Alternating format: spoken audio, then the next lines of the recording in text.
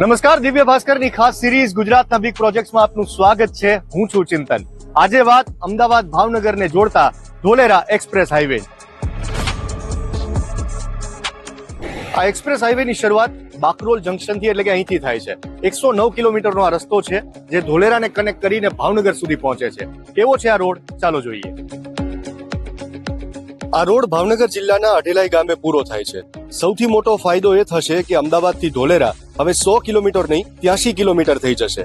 એટલે કે 2.5 કલાકના બદલે માત્ર 45 મિનિટમાં પહોંચી જવાશે.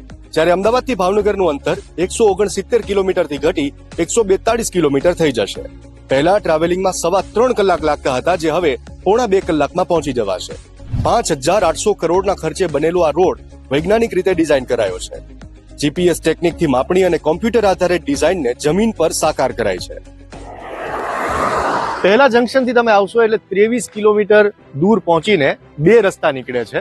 એક રસ્તો જાય છે ધોળકા અને બગોદરા તરફ. આપણે રસ્તામાં આવ્યા ત્યાં વચ્ચે એક ટોલ પ્લાઝા આવ્યું હતું જે હજી સુધી એક્ટિવ નથી થયું, અને અહીંયા પણ એક સાઇનબોર્ડ છે જે 500 મીટર દૂર બતાવી રહ્યું છે. ફક્ત આ જ નહીં, આખા રસ્તા પર 11 ઇન્ટરચેન્જ એટલે કે ફાંટા છે જે નજીકના તાલુકાઓને જોડે છે. એક્સપ્રેસ હાઈવેને જોડતા મોટાભાગના રસ્તા પર ટોલ બૂથ છે અને મેઇન હાઈવે પર 2 ટોલ નાકા આવશે.